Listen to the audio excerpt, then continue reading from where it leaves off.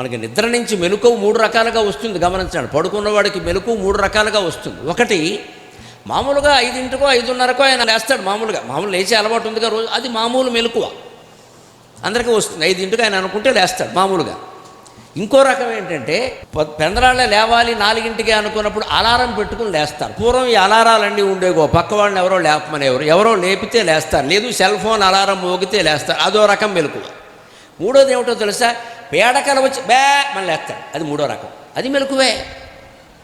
సరిగ్గా మనం జీవితం అనే అజ్ఞానంలోంచి పారమార్థిక జీవితం అనే జ్ఞానంలోకి ఎలా మేలుకుంటాము అంటే, మామూలుగా తెల్లారాక లేవడం ఎటువంటిది అంటే, మామూలు బ్రహ్మచారిగా బతికి తర్వాత పెళ్లి కూడా చేసుకుని పిల్లల్ని కానీ వాళ్ళని ఏదో చదివించి వాళ్ళకి పెళ్ళిళ్ళు చేసి ఇలా సక్రమంగా అన్నీ చూసుకుని 70 ఏళ్ళకి జ్ఞానోదయం పొంది మేలుకొని ఇక నాకేం అక్కర్లేదు అని పక్కన ఉండడం ఉంది, అది మామూలు మెలకువ. ఈ అలారం పెట్టుకుని మధ్యలో లేవడం ఉందే, ఎవరో లేపితే లేవడం అనేది ఉంది. ఇలాంటి ప్రవచనాలు, సభలు, స్వామీజీలు, ప్రవచనకర్తలు చెప్పినప్పుడు విని దీనివల్ల జ్ఞానోదయం కలిగి ఇంకా నాకు అక్కర్లేదనుకోవడం ఉంది, అది అలారం పెట్టుకుని లేవడం. ఎవరో లేపితే లేచాం, మనం మధ్యలోనే లేచాం. అది 40 ఏళ్ళకి జరగచ్చు, 20 ఏళ్ళకి జరగచ్చు, ఎప్పుడైనా జరగచ్చు. ఇంకా పీడకల వచ్చి లేవడం లాంటిది ఏంటో తెలుసా, మామూలు జీవితంలో ఒప్పి కట్టేసి భార్య ద్రోహం చేసేస్తే, భర్త ద్రోహం చేసేస్తే, మన పిల్లలే మనం చంపేసే పరిస్థితి వస్తే, ఆస్తి కోసం నమ్మిన వాళ్ళే ద్రోహం చేస్తే దెబ్బకి నెత్తి ఒప్పి కట్టేసి వైరాగ్యం రావడం ఉందే, అదే పీడకలు వచ్చి మెలకు రావడం. అయ్యి బాబు, ఇంత ద్రోహం జరిగాక ఇంకేమిట్రా, ఎంత నమ్మాను, ఇంట్లో మనుషులు ఎంత చేస్తారో, ఇంకెవడు నమ్ముతాం, దేవుడు తప్పితే ఎవడన్నా ఉన్నాడా ఎక్కడ అని ఒక్కసారి జ్ఞానోదయం కలుగుతుంది. అది పీడకాలు వచ్చి రావడం. ఏ రకంగా వచ్చినా మంచిదే, మొత్తం మీద నిలబడాలి. అది నిలబడాలంటే మనం ముందు చేయవలసింది ఇంతే, క్షేత్రే క్షేత్రే ధర్మం కురు. నువ్వు ఏ జన్మలో ఉన్నా సరే, ఏ శరీరంలో ఉన్నా సరే, నీ పని ఏదో నువ్వు చెయ్యి. నువ్వు ఒక ఉపాధ్యాయుడిగా ఉన్నావు, సక్రమంగా పాఠం చెప్పు. వీళ్ళ లక్షల జీతాలు వస్తున్నా సరే చెబుతారంటే చెప్పనే, వాళ్ళ కారణాలు వాళ్ళకు ఉన్నాయి. ఏముంటాయండి, బిల్డింగ్స్ లేవండి సరిగ్గా. ఇప్పుడు మొత్తం అన్ని 5 స్టార్ వసతులన్నీ కల్పించాక వీరు పాఠాలు చెబుతారంటే కుదురుతుందా?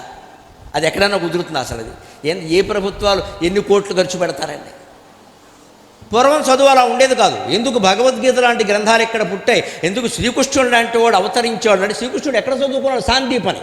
ఆయనకి మధ్యాహ్న భోజనం ఎవడో పెట్ల, అల్పాహారం ఎవడో పెట్ల. పైగా బలరామకృష్ణుడు ఇద్దరు భిక్షాటం చేసుకుని చదువుకున్నారండి. దట్ ఈజ్ ఇండియా, భారతదేశం అంటే.